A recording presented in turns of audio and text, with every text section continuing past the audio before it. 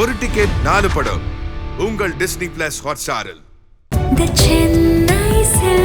நினைவில் நிற்கும் திருமணப்பட்டு விவாஹா தி சென்னை சில்க்ஸ். அமெரிக்க சதி பற்றிய ரகசியம். சைபர் கடிதத்தை வெளியிட்ட கான்.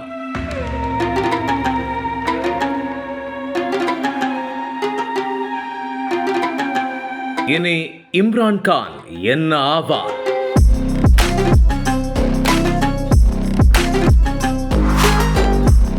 கதை முடிக்க தயாரான எதிரிகள்.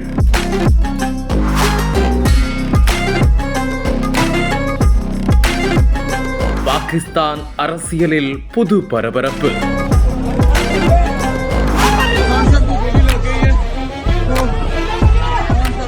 பாகிஸ்தான் நாட்டின் முன்னாள் கிரிக்கெட் கேப்டன் மற்றும் அந்நாட்டின் பிரதமராக இருந்தவர் இம்ரான் கான். இவருக்கு வயது 71.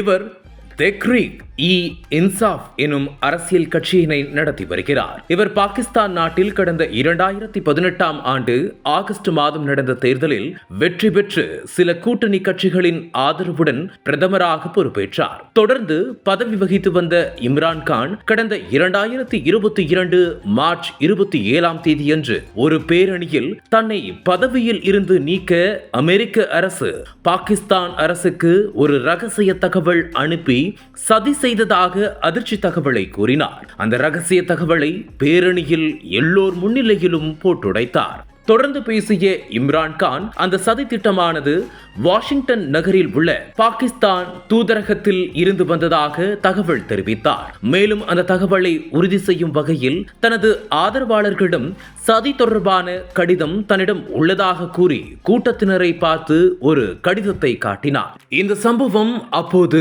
பரபரப்பை ஏற்படுத்தியது. ஆனால் இம்ரான் கான் கூறிய குற்றச்சாட்டினை பாகிஸ்தான் அரசும் அமெரிக்க அரசும் மறுப்பு தெரிவித்தது. இதையடுத்து இம்ரான் கானுக்கு எதிராக அணிகள் உருவானது. அதன் தொடர்ச்சியாக 2022ஆம் ஆண்டு ஏப்ரல் 10ஆம் தேதி அன்று கூட்டணி கட்சிகள் இம்ரான் கான் மீது நம்பிக்கையில்லா தீர்மானத்தை கொண்டு வந்தனர்.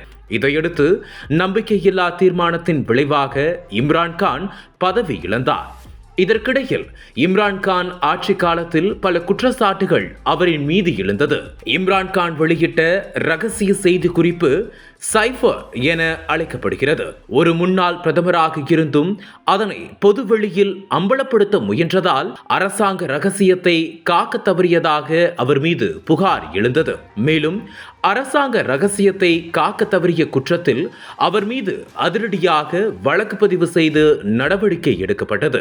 இதையடுத்து இஸ்லாமாபாத் உயர்நீதிமன்றத்தில் இந்த வழக்கு சைபர் வழக்கு என பெயரிடப்பட்டு வழக்கு நடைபெற்று வந்தது. அதனைத் தொடர்ந்து இம்ரான் கான் மீதான சைபர் வழக்கு இஸ்லாமாபாத் உயர்நீதிமன்றத்தால் அதிரடியாக தள்ளுபடி செய்யப்பட்டது. ஆனால் இந்த சைபர் வழக்கை விசாரிக்க சிறப்பு நீதிமன்றம் ஒன்று உருவாக்கப்பட்டது. தொடர்ந்து சிறப்பு நீதிமன்றத்தில் விசாரணை நடைபெற்று வந்தது. இந்த நிலையில் பாகிஸ்தானின் ராவல்பிண்டி நகரில் அடியாலா சிறைச்சாலையில் நடைபெற்ற இவ்வழக்கு விசாரணையில் ஜனவரி 30ஆம் தேதி தீர்ப்பு அளிக்கப்பட்டது. அதில் இம்ரான் கான் மற்றும் அவரது கட்சியின் துணைத் தலைவர் ஷா மஹ்மூத் குரேசி குற்றவாளி என நீதிமன்றம் பரபரப்பு தீர்ப்பை வழங்கியது. மேலும் குற்றவாளிகள் இருவருக்கும் 10 வருட சிறை தண்டனையும் வழங்கியது. ஆனால் இந்த வழக்கு தொடர்பாக இம்ரான் கான் பாகிஸ்தான் உயர்நீதிமன்றத்தில் மேல்முறையீடு செய்ய வாய்ப்புள்ளதாக சட்டத்துறை வல்லுநர்கள் தகவல் தெரிவிக்கின்றனர்.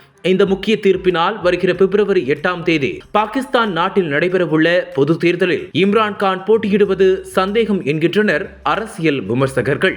இந்த நிலையில் இம்ரான் கான் ஏற்கனவே பிரதமராக இருந்த காலத்தில் தனக்கு வந்த பரிசு பொருட்கள் கருவூலத்தில் சேர்க்காமல் விற்றுவிட்டதாக தொடரப்பட்ட தோஷகானா வழக்கில் குற்றவாளி என நீதிமன்றத்தால் உறுதி செய்யப்பட்டார். அதில் அவருக்கு 3 ஆண்டுகள் தண்டனை விதிக்கப்பட்ட நிலையில் சிறையிலும் அடைக்கப்பட்டார். இதையடுத்து மேல்முறையீட்டில் இந்த வழக்கின் தீர்ப்பை நிறுத்தி வைத்த இஸ்லாமாபாத் உயர்நீதிமன்றம் அவரை உடனடியாக விடுவிக்க உத்தரவிட்டது. ஆனாலும் அவரால் சிறையில் இருந்து வெளியே வர முடியவில்லை. இந்த நிலையில்தான் சைஃபர் வழக்கில் குற்றவாளி என நீதிமன்றம் 10 வருட சிறை தண்டனை இம்ரான் கானிற்கு வழங்கியுள்ளது குறிப்பிடத்தக்கது. இதையடுத்து இம்ரான் கானிற்கு 10 வருட சிறை தண்டனை பற்றி அறிக்கை வெளியிட்டுள்ள அவர் தொடங்கிய தெஹ்ரீக் இன்சாஃப் கட்சி இம்ரான்கான் மற்றும் குரேஷிக்கு ஆதரவாக பாகிஸ்தான் நிற்கிறது.